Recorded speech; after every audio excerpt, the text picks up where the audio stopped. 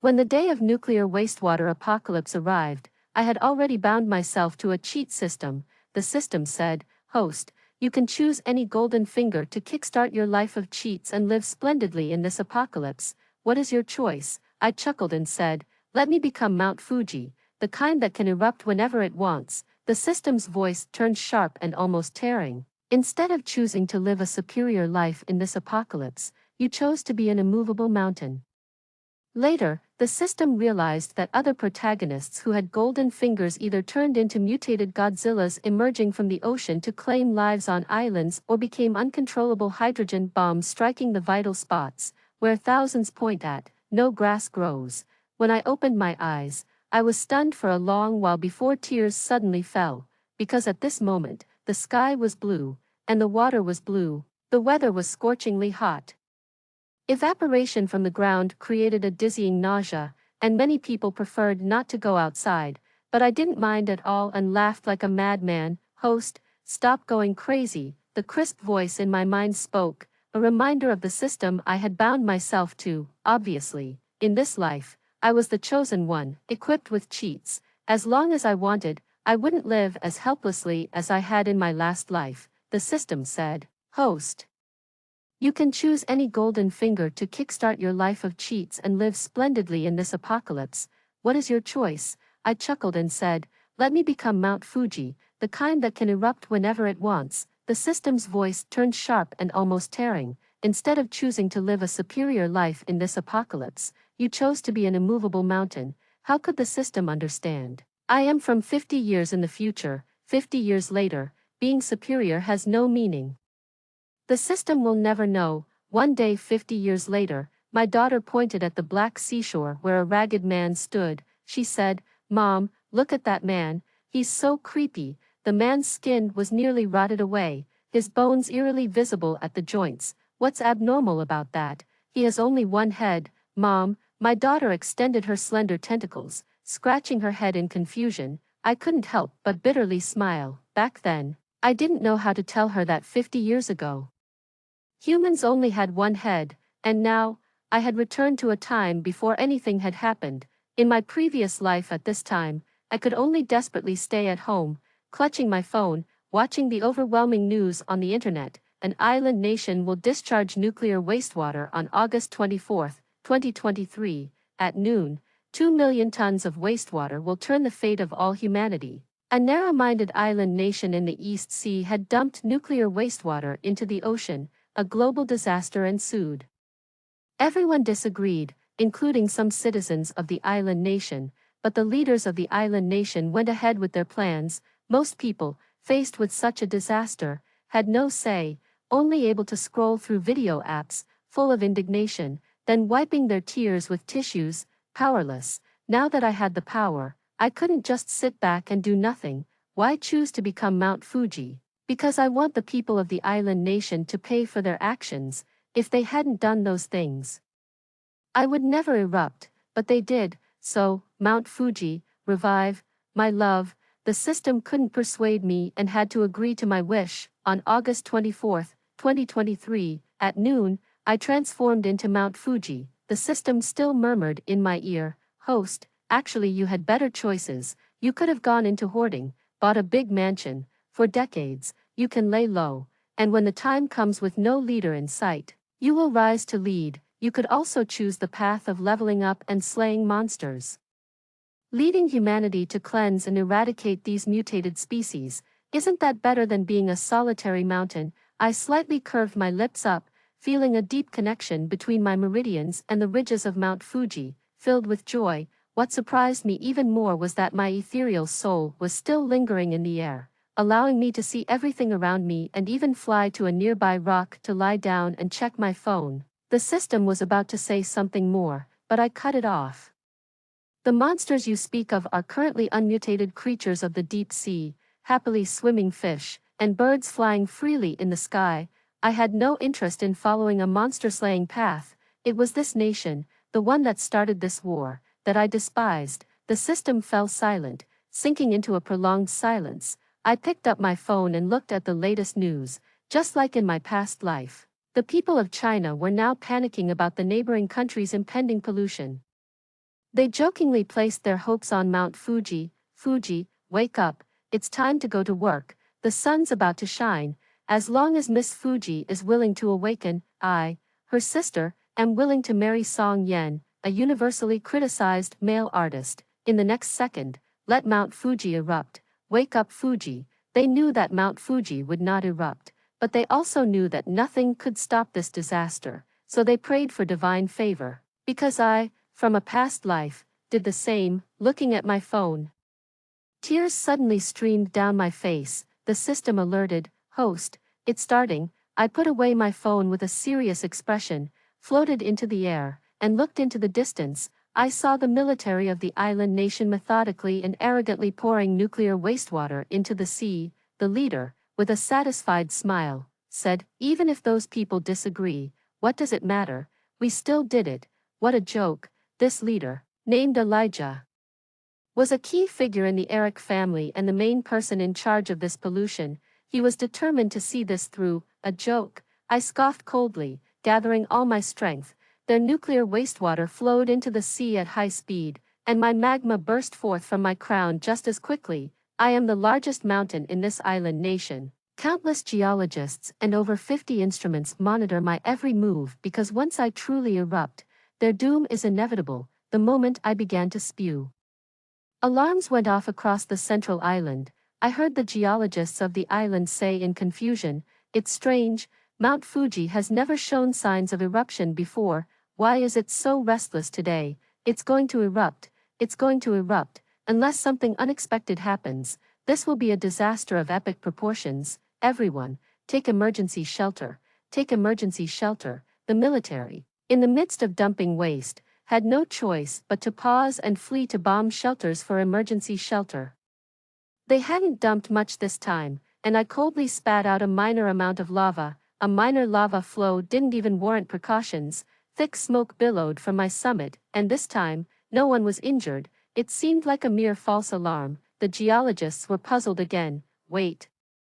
That doesn't make sense. The eruption seemed so violent, and yet only this little came out. This shouldn't be happening. Angrily, Elijah went up to one of the geologists and stabbed him, cursing, useless fool. Do you know the whole world is watching us dump waste? You made us evacuate without proper observation. The geologist, clutching his stomach, apologized. Sorry, Mr. Eric. Elijah rolled his eyes and walked away. The geologist was carried off for treatment. News of Mount Fuji's deceptive eruption spread back to China within just an hour. When I picked up my phone again, I saw a swarm of people discussing it. Did Mount Fuji really erupt? Although it was a minor eruption, it does provide some psychological comfort. Is this Mount Fuji's warning to them? Why else would it erupt just now? I hope it really erupts. I'm really angry, and now all I can do is pin my hopes on Mount Fuji. Earth can exist without this island nation, but it can't exist without the oceans. Many people couldn't help but feel regret, thinking that the island nation had too much luck.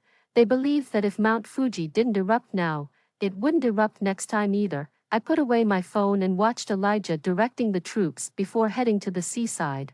I heard him spit out, "What bad luck. Hope no more accidents happen. This is about our nation's honor." It was infuriating. I thought about their stubbornness, and how, 50 years from now, the world would be unlivable, which made me furious. 50 years later, the world could no longer be called a world. Actually, it didn't even need 50 years. Less than a month after he started discharging waste, humans had to shower immediately upon returning home if they got caught in the rain. Right away, immediately, because the rain contained acid.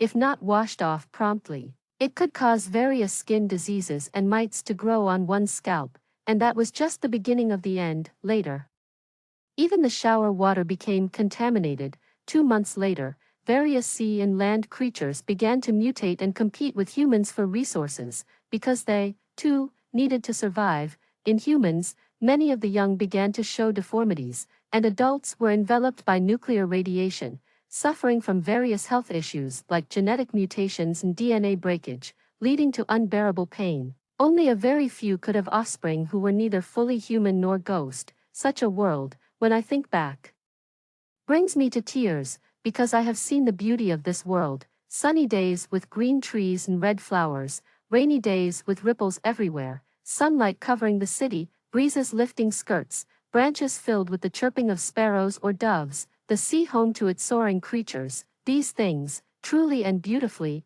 existed, now, and they are being destroyed. Oh, last night there was a heavy rain in China. I hope it wasn't the last clean rain. Elijah began to meddle with the waste discharges again. This time they paid more attention to my movements, and after ensuring I was stable, they headed to the seaside. They knew many people were cursing them, so they hurried even more. Elijah scoffed at the diverse opinions from the outside world. What retribution? Mount Fuji is an active volcano. A little activity is normal, no need to fuss. A huge drainage pipe was inserted into the sea, and Elijah resumed his venture. The surrounding sea surface, initially calm, gradually turned into a golden liquid, continually expanding outward. I sneered and exerted more effort. More than 50 geological detectors rumbled and sounded alarms. Mount Fuji seems to be erupting again. Everyone be prepared, be prepared. Elijah had no plans to stop. It's not that quick.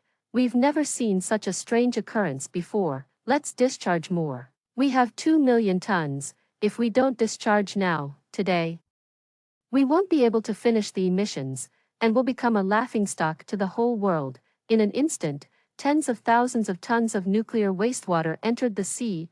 I let out a cry of compassion and began to take major action. This time, I gave the island nation no chance to catch its breath. Massive volcanic rocks hurled from above me, coming with fierce momentum. Alert, alert. All personnel evacuate immediately. All personnel evacuate immediately. The central alarm of the island nation resounded throughout the entire country. Elijah cursed in frustration.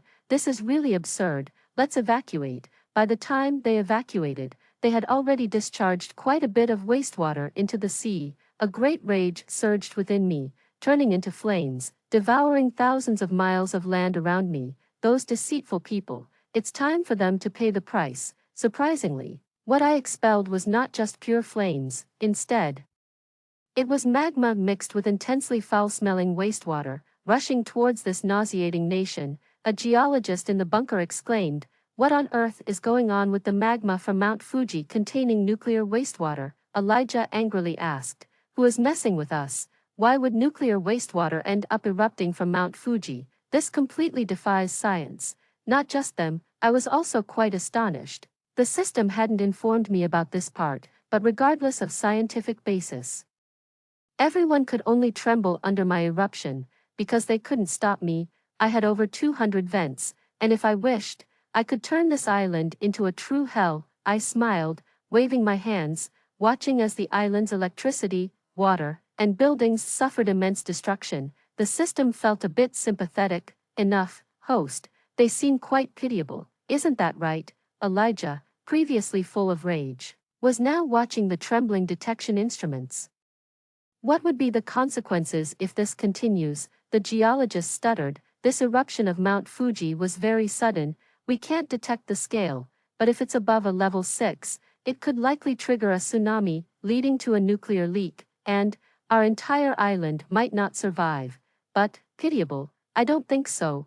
I smiled and stopped, the reason being, the tens of thousands of tons they had just discharged into the sea had already been returned to them. I didn't plan to kill them all at once. I wanted these sinful people to face their own ugliness. In my previous life, I sat at home despairingly with my phone, unable to stop anything, fully aware they were wrong but could only watch my own kind perish. What about now, people of the island nation, and Elijah? How does it feel to watch helplessly? The eruption only reached a level 4, yet it was enough to scare the people of the island nation terribly. The geologist couldn't figure it out. It's really strange. Why would nuclear wastewater erupt from Mount Fuji? Elijah was very annoyed. I just wanted to discharge some wastewater. Why does it keep being thwarted? Even people throughout the island were speculating. Could it be that Elijah had ulterior motives, using the wastewater to fill Mount Fuji? It's not possible for the nuclear wastewater to just end up inside Mount Fuji without reason. This is murder, Elijah wanted to argue, but no one was willing to listen to him. Originally, it was just people from other countries who despised him. Now even his own countrymen saw him as a street rat. Annoyed, Elijah ended up killing several more geologists. Oh, I forgot to mention, in the island nation, human lives are not valued, due to the instability of Mount Fuji. I picked up my phone and browsed the domestic news. People in the comments section were already excited. I told you. The unethical things they've done would come back to haunt them. Even Mount Fuji couldn't stand it anymore. It's still too light. They should all be submerged at once. Woo woo woo woo woo woo woo woo woo. I love my Fuji. I feel like Fuji erupted just when the island nation was discharging waste, not earlier or later. Could it be that our protagonist's soul has transcended into it? Reading those comments, the smiles kept growing, fortunately. The wastewater discharged by the island nation did not spread in the surrounding waters at all. What was going on? I was completely baffled, when suddenly I heard the voice of a geologist from the island nation, both shocked and trembling. I know what's happening. My soul drifted into the void, and my gaze, along with Elijah and a group of high officials, turned to the geologist. The faces of that geologist and many surrounding researchers were all gravely pale. Yesterday, during the volcanic eruption, an unknown wind from the east blew our discharged wastewater toward the central mountain range of Mount Fuji, which is connected to the active crater. This means that the wastewater we discharged yesterday was all spewed back by Mount Fuji. How is that possible? Indeed, how could that be possible? Logically, this was an absolutely impossible event.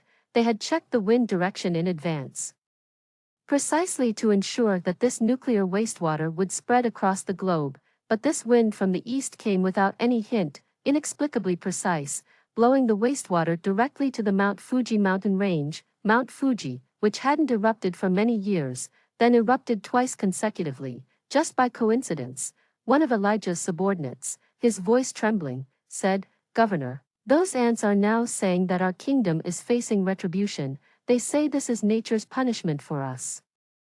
Elijah kicked over his subordinate. "I don't believe in any retribution. That's just the Eastern countries deceiving those ignorant believers. Only fools would believe that," he scoffed. "It's merely a coincidence." The geologists and scientists nearby didn't dare to speak, fearing that they might be killed in the next second. Elijah was emotionally unstable, often making cruel jokes at these poor people's expense. I, indeed, had no hope that a minor level 4 eruption would bring Elijah to his senses.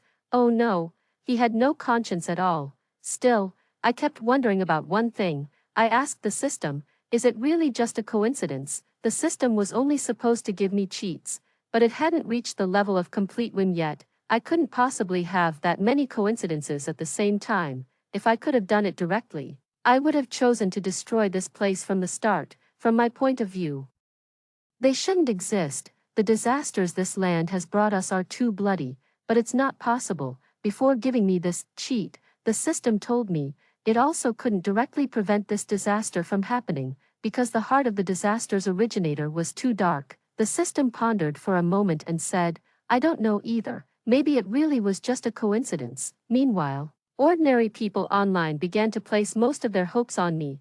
Fuji has erupted twice already.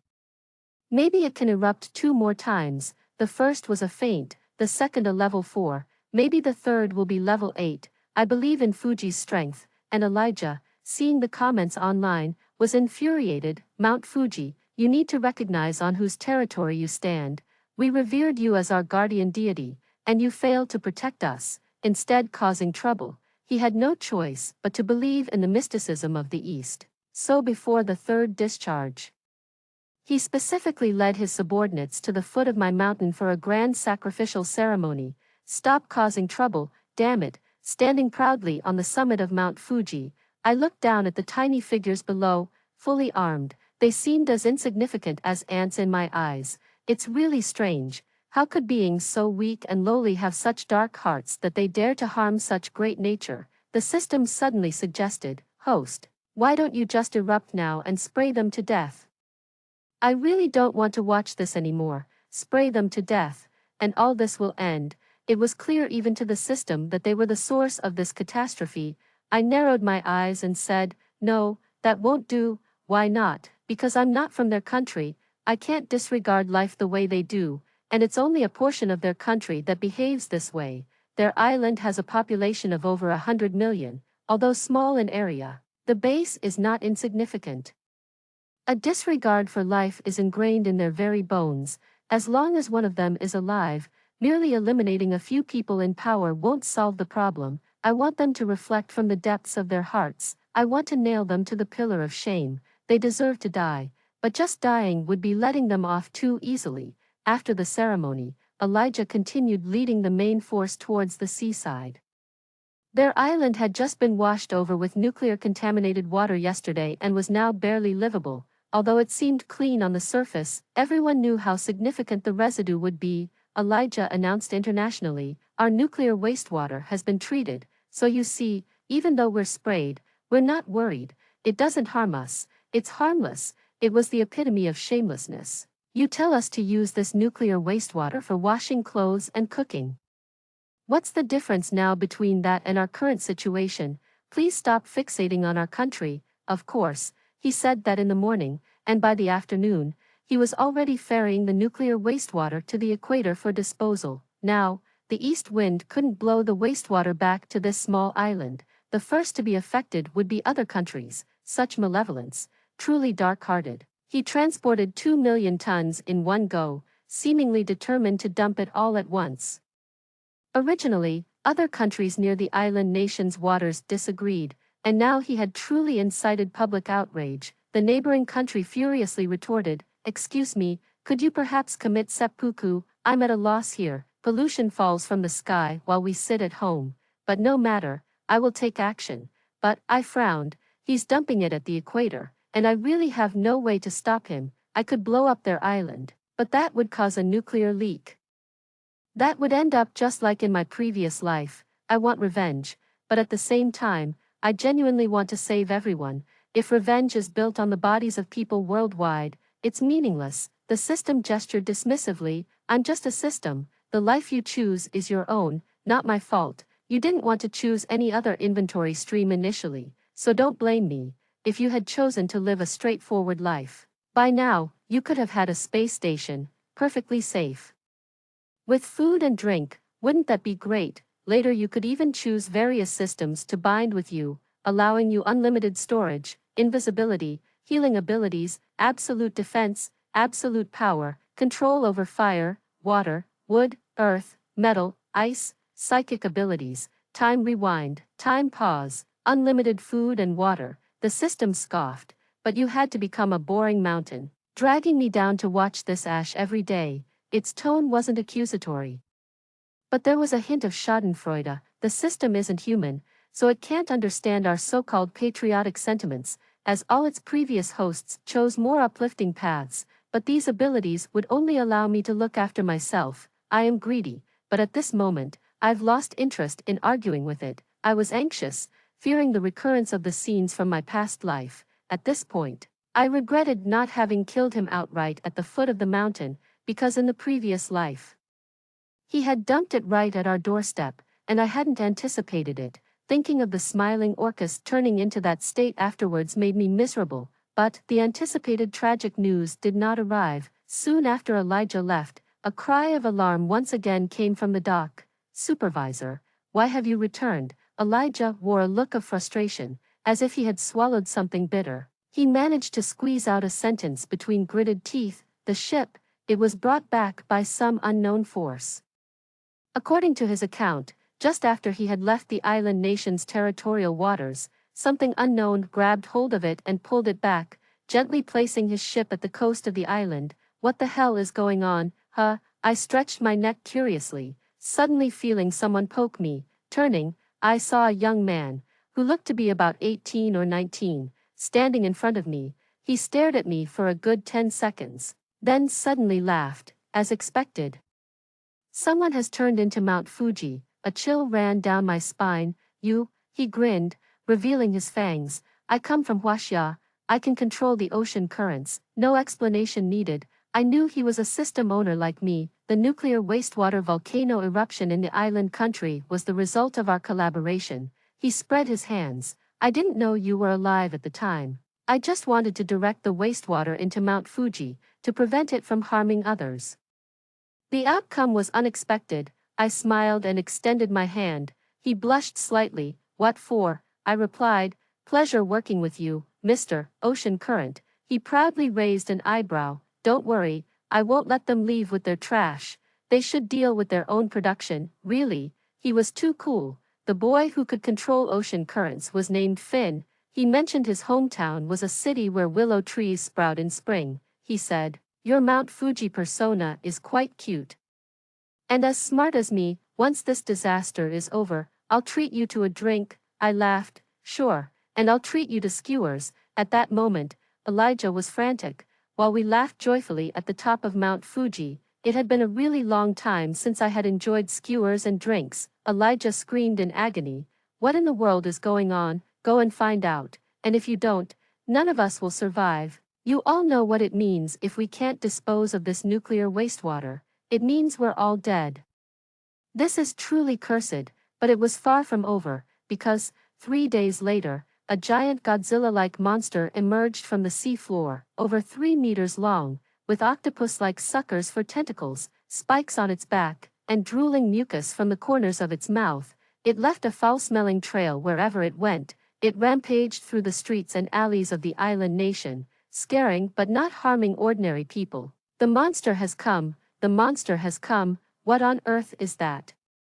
It looks disgusting." Elijah sent people to investigate, but those who approached were grabbed by the monster and devoured. Oh, the monster also proved immune to bullets and blades. Areas hit by bullets or cut by swords would just form a blood hole, which would then fill with mucus and remain sticky. Finn and I exchanged glances and smiled.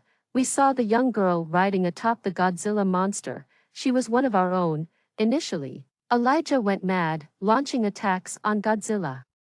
But after realizing it was futile, he began to beg for mercy, since the Godzilla showed humanity, sparing those on land, except for the military personnel involved in the wastewater disposal. They were completely annihilated. Elijah, in tears and snot, pleaded, "What have I done to offend you? Tell me, or if you need something, just say it. If I haven't offended you, could you please return to the sea?" Meanwhile, a camera whizzed through the sky above, circling around Elijah. It was controlled by a young boy. I opened my phone and saw that this very scene was being broadcast live around the world. All people could see was the arrogant instigator from the island nation weeping and wailing at a monster, terrified to the point of wetting himself. Science can't answer this anymore, but I'm not concerned about that. All I know is that this little island is done for. I have zero sympathy. Serves him right. You reap what you sow. Countless people protested against his pollution, but he ignored them. Now, I hope the monster doesn't listen to his pleas either. Just finish him off, finish him. They're all too disgusting. Of course, there were more than just a few people involved. From afar, several hydrogen bombs flew over, but they didn't explode or hit the ground. Instead, they hovered around the island as if possessed by their own consciousness, ready to detonate at any moment. Elijah and all the island's inhabitants turned pale, seeing this scenario. How could they not understand that they might be seconds away from death?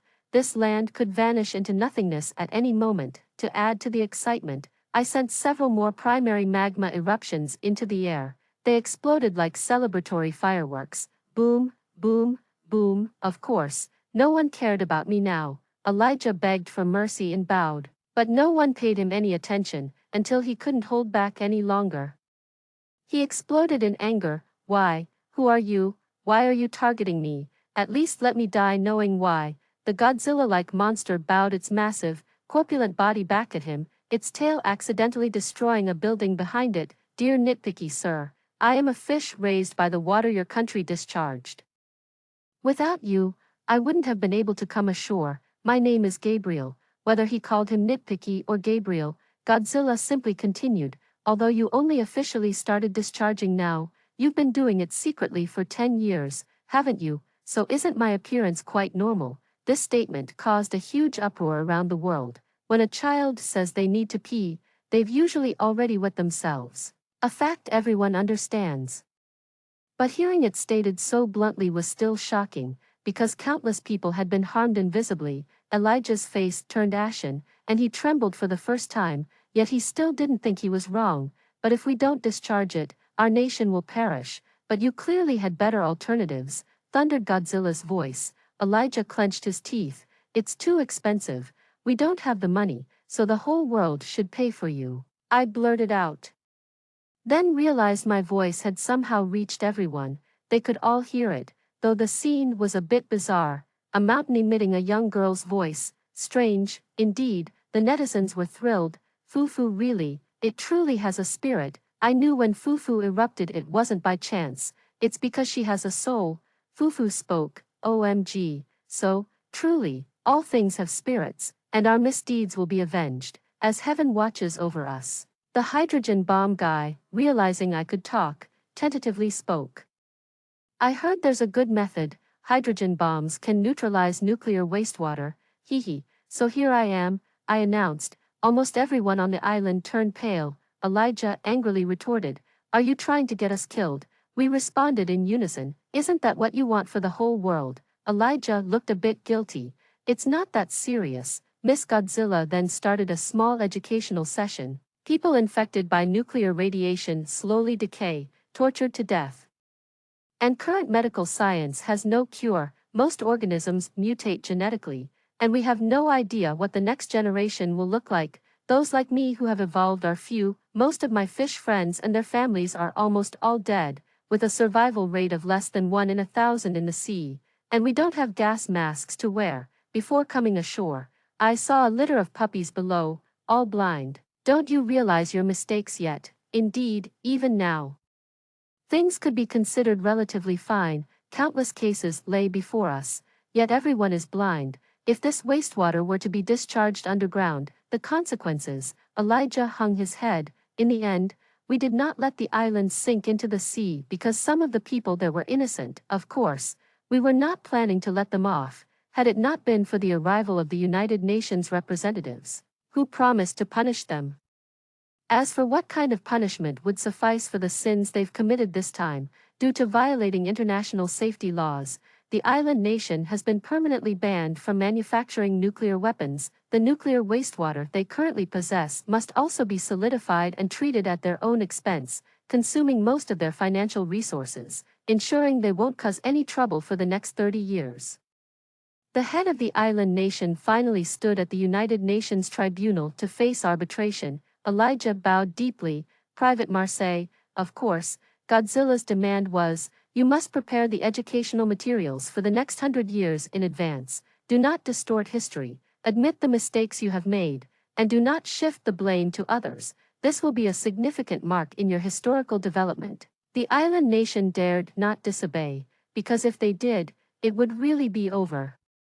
After this incident, many native islanders felt living there was a disgrace. Those who could afford it even fled the country overnight, paying a high price to change their nationality. This led to a continuous economic depression in the island nation, and their development fell far behind other countries. Of course, that's a story for another time. Now, Elijah had to beg earnestly to bring Godzilla back to the sea. He would also go to worship Mount Fuji every year, hoping to keep me in a good mood. Lest I have a bad day and erupt again. Of course, they didn't know that after resolving this crisis, we had returned to our original forms. They merely thought their mistakes had provoked a manifestation of nature. This incident in the island nation was historically known as the chicken stealing campaign, because they tried to steal a chicken but ended up losing their rice. They suffered the consequences of their own actions, and other countries, deterred by this, would consider environmental impacts in their future activities. When the environment was severely polluted, everyone would find ways to address it, not ignoring it to pave the way for development. In short, now the sky is blue, the water is blue, and even the rain that falls is clean. The system has disappeared, and I have become an ordinary high school student. Yes, it's 50 years ago, and I am still a freshman in high school. I returned to the dormitory, pushed open the door, and my roommate looked at me in surprise. "Where have you been these days? The teacher said your phone was unreachable, and your parents didn't notify us either. We were so worried about you." I hurriedly poured myself a glass of water from the dispenser and gulped it down. My roommate looked at me puzzled. "You drink like you haven't had water in decades." I grinned and laughed. "I went to save the world."